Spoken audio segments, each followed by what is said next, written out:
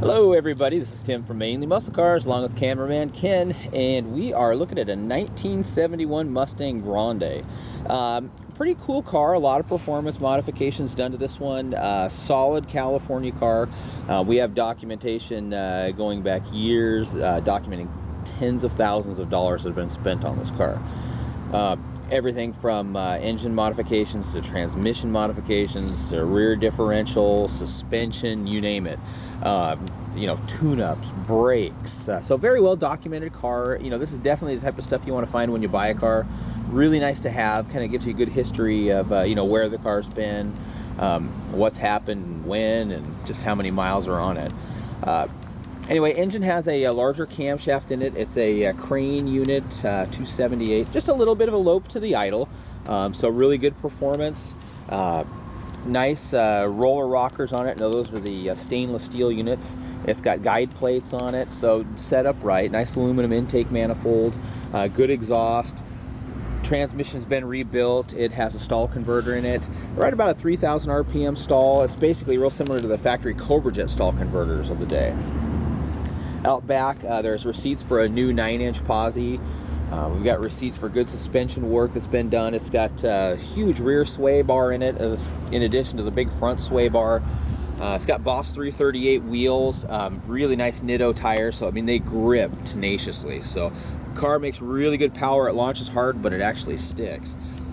Easy car you could drive every day. Really good options. It has factory power steering, power disc brakes, and air conditioning. And the air conditioning works in this one. Not something we're going to need here today. About 32 degrees or so, so a little chilly here. But the AC definitely blows cold. Pump turns on, so you've got a good setup there.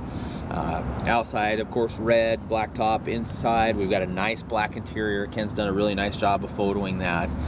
We should have some nice undercarriage photos. Just original floor pans in this one. Original trunk pan in really good shape. Really rare to find these things that solid. But we'll jump in and we'll take her for a spin and just show you how she can do.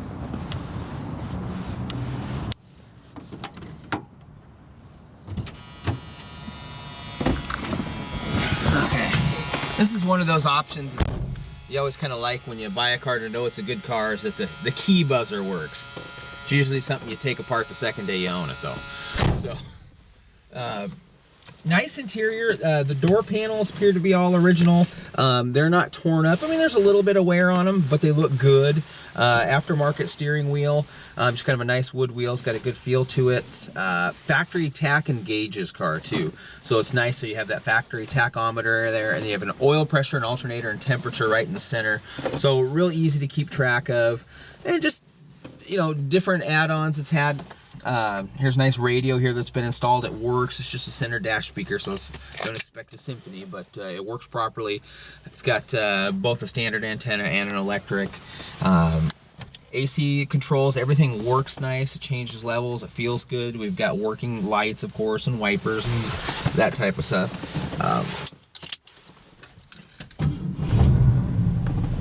So Cleveland fires up easily. It idles right around 800 RPM, so just a nice little lope to the idle. Somebody's baby there, but nice car though all around. This is something you can kind of get in and drive. I jumped in it the other day and went to look at a car and went out on the freeway. It performed nice, didn't miss a beat. Again, it does have a stall converter in it, so you don't really notice it when you're driving it just normally around town, but as soon as you kind of step into the throttle, you can feel the RPM come up. Again, we've got receipts for the stall converter and the transmission work and the shift kit. But the 71's a really nice car. 71 through 3, that's when Ford went, they got rid of the power assist and they went just to a power steering box. So the hoses go directly from the pump to the box. That eliminates the great big ram that Ford had and the power steering control valve. So the steering's a lot more precise, it's a lot tighter.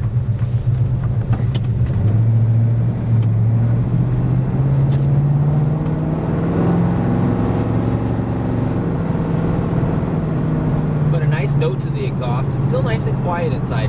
Now the Grandes, one thing about them, they were basically the coupe version of the Mach 1. They came with a better interior. They also came with better standard engine options, so they were kind of just more of a luxury option as well as performance. So really cool cars. I'd say it's kind of nice to see the the wood grain on the dash and then the tacking gauges. Gearing in this one, I believe, is a 325 in the back, so still very very highway friendly. In back, we have Boss 338 wheels with a 285 tire on it, so they're still a nice big fat stance. They don't rub, they fit perfect, and they're tall enough to kind of, so they're not going to make the engine whine higher on the freeway.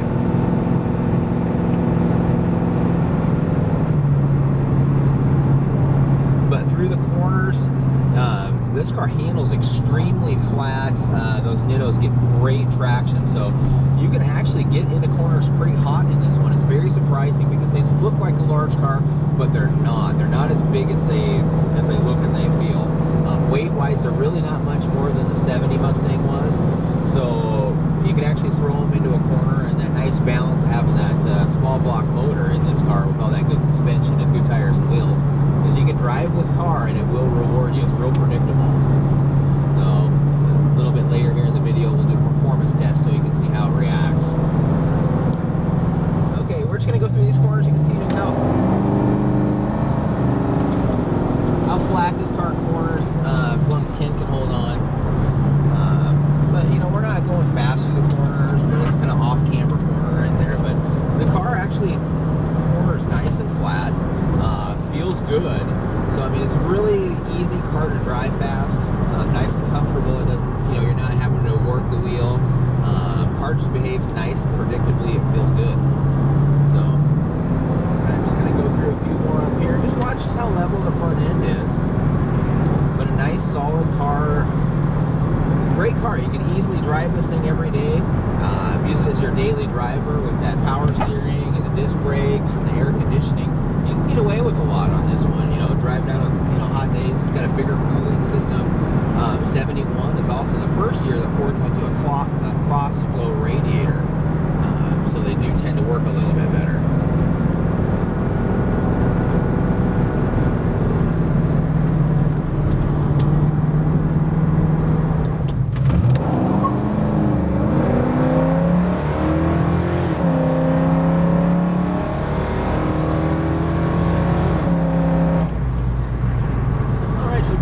Real well. That was just a quick 1, 2, 3. Even with those big 285s, it's cold out, so you pedal just a little bit there. But positive traction works great. Transmission works nice. So just a good performer. I mean, she comes up, she shifts just a little, right around like 5,200 RPM or so. Get close to 55. You can see the power is just kind of, shifts right in the right spot. So good solid performer with excellent street manners. Really hard to find this type of work that's been put into a car in a good pedigree, as well as it is a verifiable Grande, which is a good option to have. So for the price, ton of value in this one, especially if you want to drive a cool car every single day, one that has that type of performance upgrades as well as working air conditioning. Really good car to have. If you have any questions, give us a call, 360-863-2241, or you can visit us at our website at mainlymusclecars.com. Thank you.